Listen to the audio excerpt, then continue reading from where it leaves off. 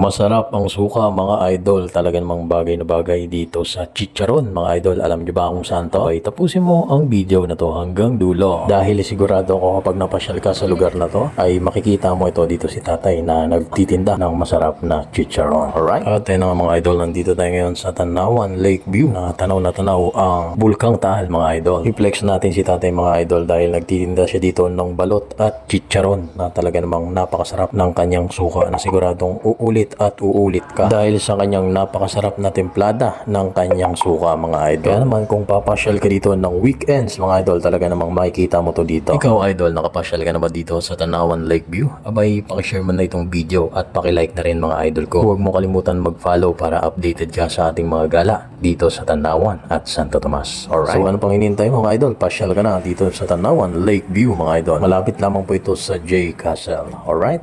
Thank you.